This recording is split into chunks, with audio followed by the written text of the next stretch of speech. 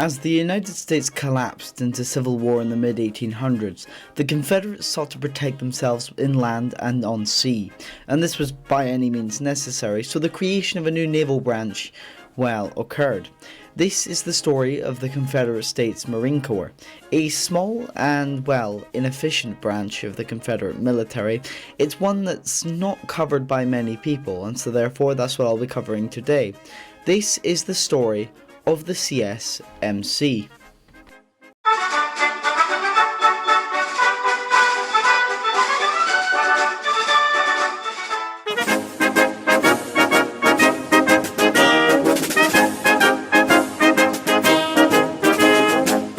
Surprisingly, we know very little about the Confederate Marine Corps, given most of their records were burned when the Confederacy fell.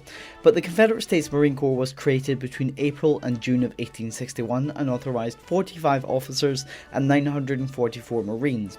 In the words of its Colonel Commandant, "It was composed of enlisted men, many of whom were old soldiers and commissioned officers, a number of whom had seen service before in the U.S. Marine Corps and elsewhere." The Marine Corps was a modest organisation made up of a number of lettered companies, each of which was in charge of guarding a small section of the coastline.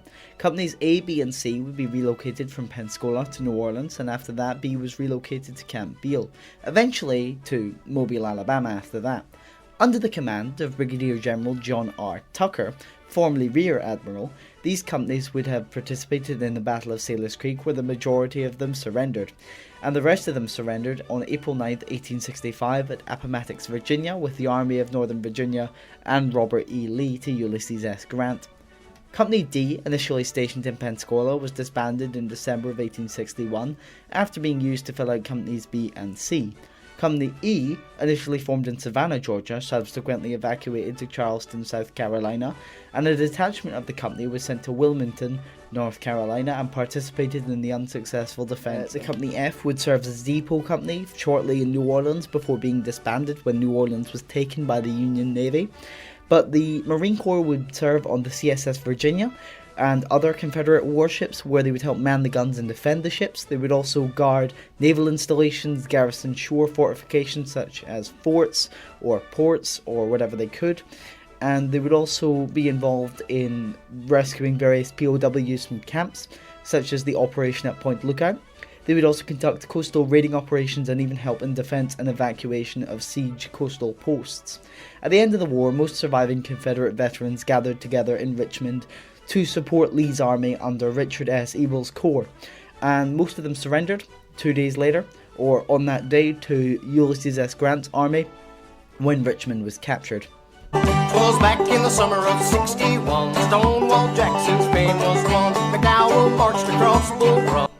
The Confederate States Marine Corps and later actions in the South were effectively under the leadership of the Colonel Commandant.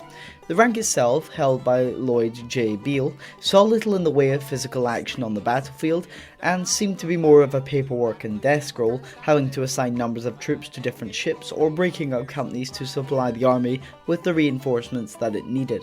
It should be noted, however, that the Confederate Marine Corps was subordinate to the Confederate States Navy and their own operations. 3 gold stars on the frock collar coat indicated the rank, much like the Confederate Army's ranks. With similar responsibilities to the colonel, the lieutenant colonel served as the CSMC's second-in-command. We don't know much about the rank, but historians concur that given a significant number of the Marines were out of service at any given time, it is presumed that the rank didn't actually have that many responsibilities. The rank was represented by 2 golden stars on the collar of the frock coat. 3 officers could serve as a major in the CSMC at any given time during the Civil War. 1 being the paymaster, 1 being the adjutant, and another being the quartermaster.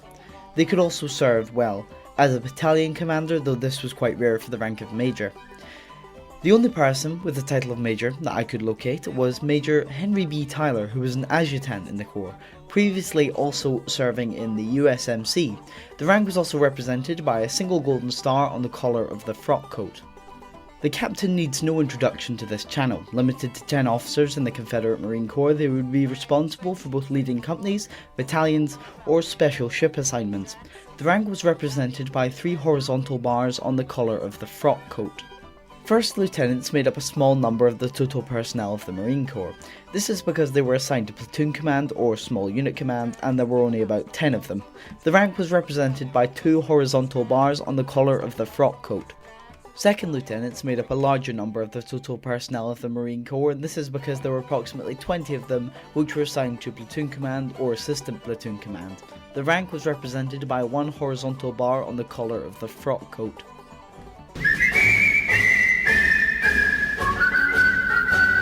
When Johnny comes marching home again, hurrah, hurrah! The Sergeant Major was the highest enlisted official within the Marine Corps and was only ever held by one individual throughout its existence. Its role was to be the key line of communication between the officers and the troops, as well as to aid in leading a company or battalion of troops. The rank was represented by a golden triple-sided chevron arched upwards. The Quartermaster Sergeant would be responsible for food, equipment, clothing and other various necessities in the Marine Corps. They would work with the Quartermaster Major in order to deliver goods to the troops that needed to be resupplied or refitted with new equipment.